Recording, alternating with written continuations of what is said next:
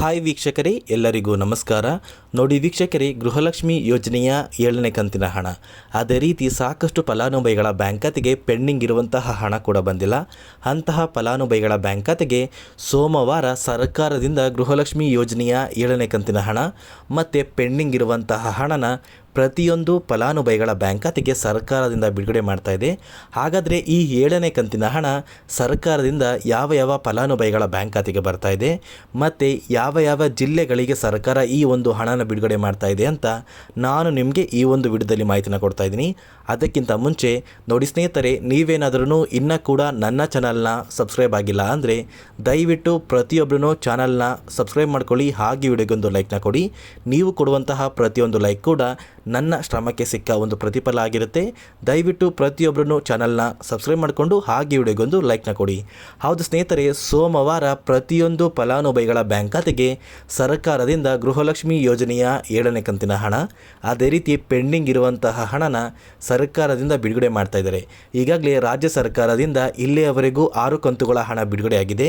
ಗೃಹಲಕ್ಷ್ಮಿ ಯೋಜನೆಯ 7ನೇ ಕಂತಿನ ಹಣಕ್ಕೆ ಸಾಕಷ್ಟು ಫಲಾನುಭವಿಗಳು ವೇಟ್ ಮಾಡ್ತಾ ಇದ್ದೀರಲ್ಲ, ಇಂತಹ ಫಲಾನುಭವಿಗಳ ಬ್ಯಾಂಕ್ ಖಾತೆಗೆ ನಾಳೆ 7ನೇ ಕಂತಿನ ಹಣ ನಿಮ್ಮ ಬ್ಯಾಂಕ್ ಖಾತೆಗೆ ಬರ್ತಾ ಇದೆ. ಹಾಗಾದರೆ ಈ 7ನೇ ಕಂತಿನ ಹಣ ಯಾವ ಯಾವ ಫಲಾನುಭವಿಗಳ ಬ್ಯಾಂಕ್ ಖಾತೆಗೆ ಬರ್ತಾ ಇದೆ ಮತ್ತು ಯಾವ ಯಾವ ಫಲಾನುಭವಿಗಳ ಬ್ಯಾಂಕ್ ಖಾತೆಗೆ ಬರ್ತಾ ಇಲ್ಲ ಅಂದರೆ, ಮೊದಲನೆಯದಾಗಿ ಯಾರಿಗೆಲ್ಲ ಬರ್ತಾ ಇಲ್ಲ ಅಂತ ನಾನು ನಿಮಗೆ ತಿಳಿಸ್ಕೊಡ್ತಾ ಇದ್ದೀನಿ. ನೋಡಿ ಸ್ನೇಹಿತರೆ, ಯಾರಿಗೆಲ್ಲ ಇನ್ನೂ ಕೂಡ ಗೃಹಲಕ್ಷ್ಮಿ ಯೋಜನೆಯ ಪೆಂಡಿಂಗ್ ಹಣ ಬಂದಿಲ್ಲ, ಇಂತಹ ಫಲಾನುಭವಿಗಳ ಬ್ಯಾಂಕ್ ಖಾತೆಗೆ 7ನೇ ಕಂತಿನ ಹಣ ಬರ್ತಾ ಇಲ್ಲ. ನೋಡಿ ಸ್ನೇಹಿತರೆ, ಸರ್ಕಾರದಿಂದ ಹಣ ಬಿಡುಗಡೆ ಆದರೆ ನಿಮ್ಮ ಬ್ಯಾಂಕ್ ಖಾತೆಗೆ ಎಲ್ಲ ಕಂತುಗಳ ಹಣ ಬಂದಿದ್ರೆ ಮಾತ್ರ ಈ ಗೃಹಲಕ್ಷ್ಮಿ ಯೋಜನೆಯ 7ನೇ ಕಂತಿನ ಹಣ ನಿಮ್ಮ ಬ್ಯಾಂಕ್ ಖಾತೆಗೆ ಬರುತ್ತೆ. ಇಲ್ಲಿ ಯಾರಿಗೆಲ್ಲ 6 ಕಂತುಗಳ ಹಣ ಬಂದಿದೆ, ಇಂತಹ ಫಲಾನುಭವಿಗಳ ಬ್ಯಾಂಕ್ ಖಾತೆಗೆ ಗೃಹಲಕ್ಷ್ಮಿ ಯೋಜನೆಯ 7ನೇ ಕಂತಿನ ಹಣನ ಸರ್ಕಾರ ನಾಳೆಯಿಂದ DBT ಮೂಲಕ ನಿಮ್ಮ ಬ್ಯಾಂಕ್ ಖಾತೆಗೆ ನೇರವಾಗಿ ಬಿಡುಗಡೆ ಮಾಡ್ತಾ ಇದ್ದಾರೆ. ಅದೇ ರೀತಿ ಪೆಂಡಿಂಗ್ ಇರುವಂತಹ ಫಲಾನುಭವಿಗಳ ಬ್ಯಾಂಕ್ ಖಾತೆಗೆ ನಾಳೆಯಿಂದಾನೇ ನಿಮ್ಮ ಬ್ಯಾಂಕ್ ಖಾತೆಗೆ ಪೆಂಡಿಂಗ್ ಇರುವಂತಹ ಪ್ರತಿಯೊಂದು ತಿಂಗಳ ಹಣನ ಸರ್ಕಾರ ಬಿಡುಗಡೆ ಮಾಡ್ತಾ ಇದೆ.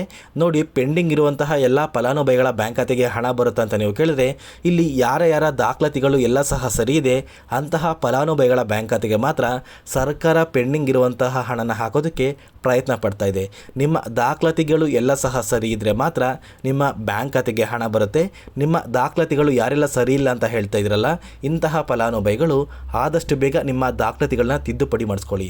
ಅದೇ ರೀತಿ ಇತ್ತೀಚೆಗೆ ಗೃಹಲಕ್ಷ್ಮಿ ಯೋಜನೆಗೆ ಅಪ್ಲಿಕೇಶನ್ ಹಾಕಿರುವಂತಹ ಫಲಾನುಭವಿಗಳ ಬ್ಯಾಂಕ್ ಖಾತೆಗೆ ಗೃಹಲಕ್ಷ್ಮಿ ಯೋಜನೆಯ 7ನೇ ಕಂತಿನ ಹಣ ನಿಮ್ಮ ಬ್ಯಾಂಕ್ ಖಾತೆಗೆ ಬರ್ತಾ ಇದೆ. ನಿಮ್ಮ ಬ್ಯಾಂಕ್ ಖಾತೆಗೆ ಯಾವುದೇ ಕಾರಣಕ್ಕೂ 1ನೇ ಕಂತಿನ ಹಣ ಅಥವಾ 2ನೇ ಕಂತಿನ ಹಣ ಮತ್ತು 6ನೇ ಕಂತಿನ ಹಣದವರೆಗೂ ಕೂಡ ಯಾವುದೇ ಕಂತಿನ ಹಣ ಬರೋದಿಲ್ಲ. ನಿಮ್ಮ ಬ್ಯಾಂಕ್ ಖಾತೆಗೆ 7ನೇ ಕಂತಿನ ಹಣ ಮೊದಲನೆಯ ಕಂತಿನ ಹಣ ಆಗಿರುತ್ತೆ ಸ್ನೇಹಿತರೆ.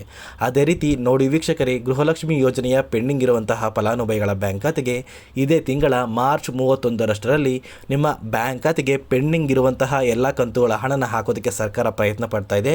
ನಿಮ್ಮ ಬ್ಯಾಂಕ್ ಖಾತೆಗೆ ಮಾರ್ಚ್ ತಿಂಗಳ ಹಂತದಲ್ಲಿ ಹಣ ಬರುತ್ತೆ ಅಂತ ನಾನು ನಿಮಗೆ ತಿಳಿಸ್ಕೊಡ್ತಾ ಇದ್ದೀನಿ. ನೋಡಿ ಸ್ನೇಹಿತರೆ, ನಿಮಗೆ ಏನಾದ್ರೂ ಗೃಹಲಕ್ಷ್ಮಿ ಯೋಜನೆ ಕುರಿತು ಏನೇ ಒಂದು ಡೌಟ್ ಇದ್ರೂ ಕೂಡ ಪ್ರತಿಯೊಬ್ಬರನ್ನು ಕಮೆಂಟ್ನ ಮಾಡಿ ತಿಳಿಸಿ. ನಾನು ನನ್ನ ಮುಂದಿನ ವಿಡಿಯೋದಲ್ಲಿ ನಿಮ್ಮ ಪ್ರತಿಯೊಂದು ಕಮೆಂಟ್ಗೆ ಆನ್ಸರ್ನ ಮಾಡ್ತೀನಿ ಅಂತ ಹೇಳ್ತಾ ಈ ವಿಡಿಯೋನ ಇಲ್ಲಿಗೆ ಎಂಡ್ ಮಾಡ್ತಾ ಇದ್ದೀನಿ. ನೋಡಿ ಸ್ನೇಹಿತರೆ, ಇದೇ ರೀತಿಯ ಸರ್ಕಾರದ ಎಲ್ಲ ಯೋಜನೆಯ ಅಪ್ಡೇಟ್ಗಾಗಿ ನನ್ನ ಚಾನಲ್ನ ಸಬ್ಸ್ಕ್ರೈಬ್ ಮಾಡ್ಕೊಳ್ಳಿ. ಹಾಗೆ ವಿಡಿಯೋಗೆ ಒಂದು ಲೈಕ್ನ ಕೊಡಿ.